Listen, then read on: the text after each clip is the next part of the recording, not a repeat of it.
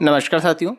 शाला दर्पण पर सत्र 2024-25 के कक्षा 5 और कक्षा 8 के विषय अध्यापकों का बोर्ड परीक्षा परिणाम की एंट्री ऑनलाइन की जानी है।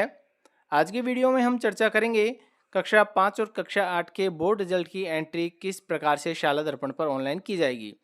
सबसे पहले आपको अपने विद्यालय के शाला दर्पण को लॉगिन कर लेना है। लॉगिन करने के बाद में यहाँ पर आपको परिणाम के टैब में जाना है।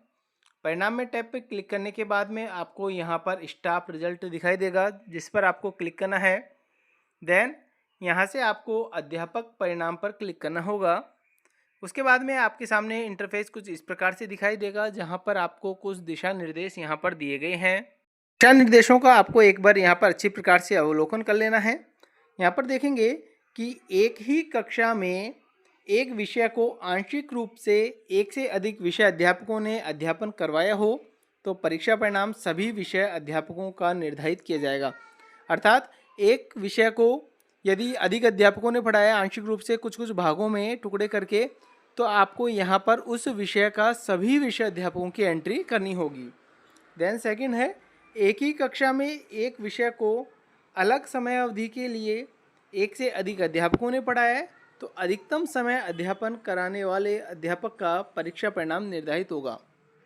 यानी कि एक विषय को 2 अध्यापकों ने पढ़ाया है और जितनी अवधि जिस अध्यापक की ज़्यादा रही है आपको उसी के नाम से विषय अध्यापक यहाँ पर ऑनलाइन करना होगा।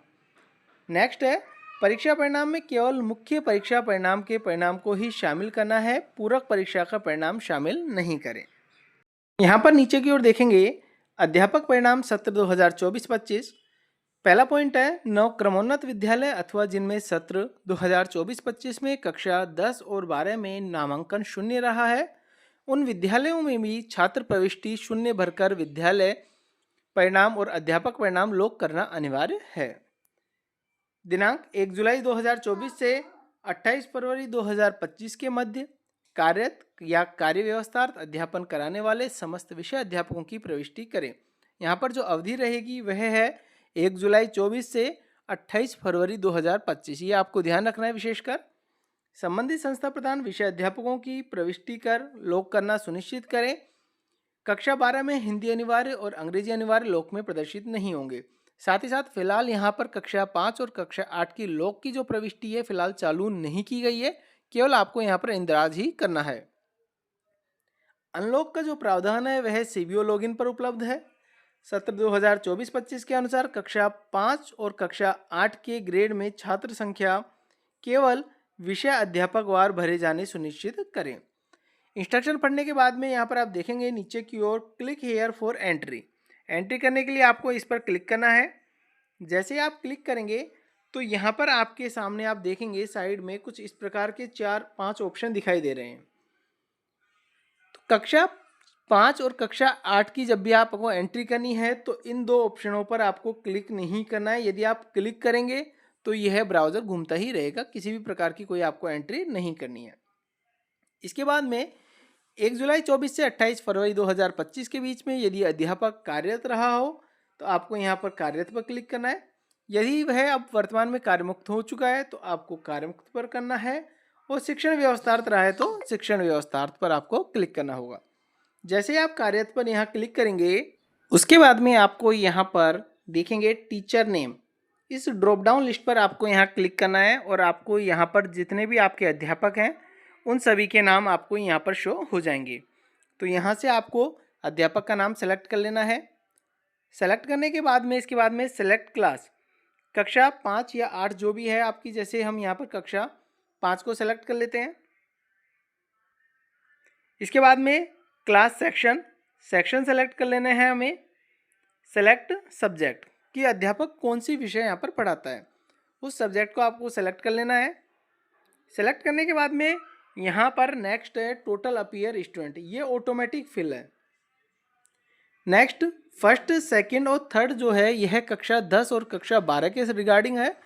कक्षा 5 और 8 में यहाँ पर ये आपको ब्लर दिखाई देंगे। इसके बाद में ग्रेड जो है ऑटोमेटिक है, डाटा यहाँ पर फैच है, आपको कुछ भी यहाँ पर करने की आवश्यकता नहीं है। और टोटल पास स्टूडेंट भी ऑटोमेटिक है, साथ ही साथ पास परसेंटेज मेन एग्जाम यह भी यहाँ पर ऑटोमेटिक दिखाई देगा। कार्मिक की वर्तमान स्थिति जो है हमने यहाँ पर कार्यरत पहले ही सेलेक्ट कर ली है, इसलिए ब्लर दिखाई देगा। इसके बाद में कार्मिक का विद्यालय में ठहराव अवधि कब से, तो हमने बात कही थी इंस्ट्रक्शन जब पढ़े थे तो 1 जुलाई 24 से 28 फरवरी 2025 तक की अवधि को मानना है। तो यहाँ से हमें जो डेट है वो सेलेक्ट कर लेनी है 1 जुलाई 2024 की। अध्यापक कब से यहाँ पर आपके विद्यालय में कार्यरत रहा है, तो यहाँ पर हमें 1 जुलाई 2024 सेलेक्ट कर लिया है। कब तक रहा है आपके विद्यालय में वो डेट आपको कर लेनी है और उसके बाद में आपको ऐड पर क्लिक कर देना है।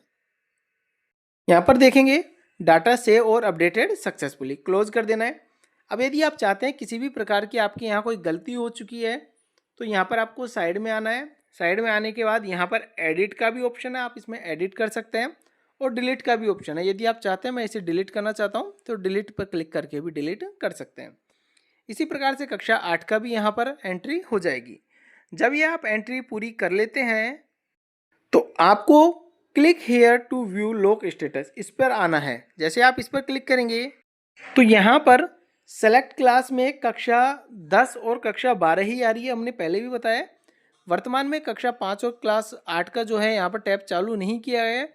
हो सकता है कि ये ऑटोमेटिक फैच है इसलिए नहीं कराओ, और यदि किसी भी प्रकार से यदि यह ऑप्शन चालू करते भी हैं तो हम आपको नेक्स्ट वीडियो के माध्यम से यहाँ पर अवगत करवा देंगे।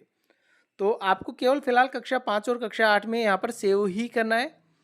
तो आज की वीडियो में इतना ही, धन्यवाद।